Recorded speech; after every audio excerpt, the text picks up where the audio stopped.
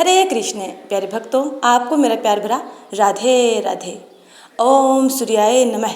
आज जेठ मास का प्रथम रविवार है। दिनांक 26 मई 2024, तिथि तृतीया। आइए आज हम सुनपान करेंगे रविवार व्रत कथा, यानी सूर्य भगवान की कथा। तो बिना विलंब किए आइए सुनपान करते हैं। प्राचीन काल में एक नगर में एक वृद्धा रहती थी। उसका नियम था कि वह हर रविवार घर आंगन गोबर से लीपकर भोजन तैयार करती थी और सूर्य देव को भोग लगाकर ही भोजन करती थी। ऐसा व्रत करने से उसका घर अनेक प्रकार के धन धान्य से पूर्ण था। श्री हरि की कृपा से घर में किसी प्रकार का विघ्न या दुख नहीं था। सब प्रकार से घर में आनंद रहता था।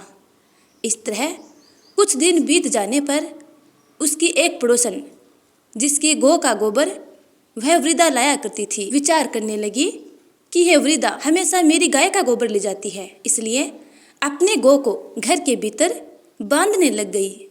वृद्धा को गोबर न मिलने से रविवार के दिन अपने घर को न लीप सकी, इसलिए उसने न तो भोजन बनाया, न भगवान को भोग लगाया तथा स्वयं भी उसने भोजन नहीं किया।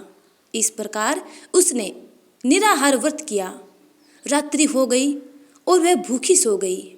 रात्रि में भगवान ने उसे स्वप्न में दर्शन दिया और भोजन न बनाने तथा भोग न लगाने का कारण पूछा। वृद्धा ने गोबर न मिलने का कारण सुनाया। तब भगवान ने कहा कि माता, हम तुमको ऐसी गौ माता देते हैं जिससे सभी इच्छाएं पूर्ण होती है, क्योंकि तुम हमेशा रविवार को गाय के गोबर से आंगन को लीपकर भोजन बनाकर मेरा भोग लगाकर खुद भोजन करती हो। इससे मैं खुश होकर तुमको वरदान देता हूँ।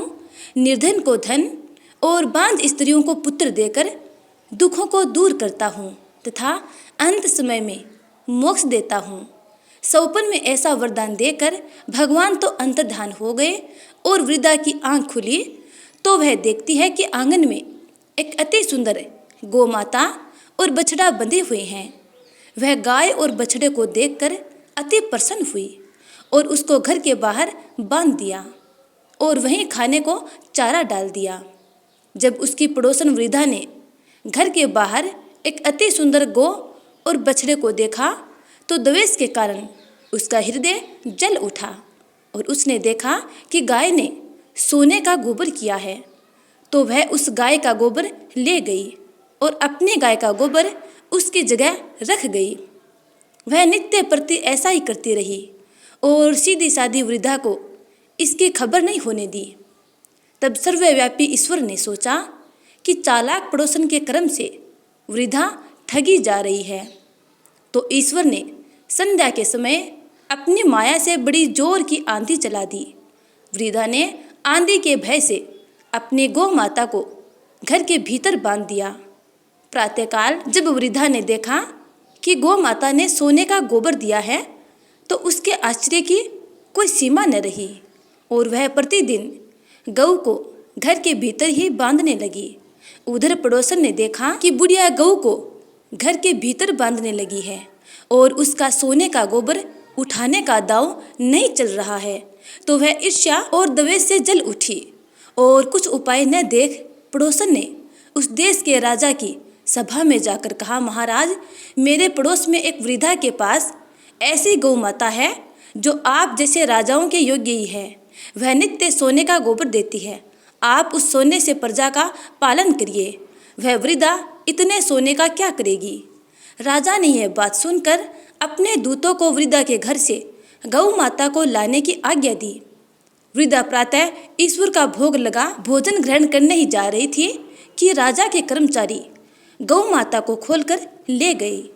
वृद्धा काफी रोई चिल्लाई, किंतु कर्मचारियों के समक्ष कोई क्या कहता। उस दिन वृद्धा गौ के वियोग में भोजन न कर सकी और रात भर रो रो कर ईश्वर से गौ को पुनः पाने के लिए प्रार्थना करती रही। उधर राजा गौ को देखकर बहुत प्रसन्न हुआ, लेकिन सुबह जैसे ही वह उठा सारा महल गोबर से भरा दिखाई देने लगा। राजा यह देखकर घबरा गया। भगवान ने रात्रि में राजा के स्वप्न में कहा कि हे राजा, यह गाय वृद्धा को लौटाने में तेरा भला है। उसके रविवार के व्रत से प्रसन्न होकर मैंने उसे गाय दी थी।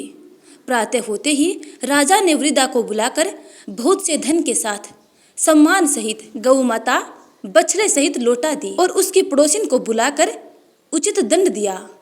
इतना करने के बाद राजा के महल में गंदगी दूर हो गई। उसी दिन से राजा ने नगर वासियों को आदेश दिया कि राज्य की तथा अपने समस्त मनोकामनाओं की पूर्ति के लिए रविवार का व्रत रखा करो। व्रत करने से नगर के लोग सुखी जीवन व्यतीत करने लगे। कोई भी बीमारी तथा प्रकृति का प्रकोप उस नगर पर नहीं होता था। सारी प्रजा सुख भोगने लगी और पृथ्वी पर समस्त सुखों को भोगकर अंत में वैकुंठ लोक को प्राप्त हुए। तो प्रेम से बोलिए जय सूर्यदेव। राधे राधे।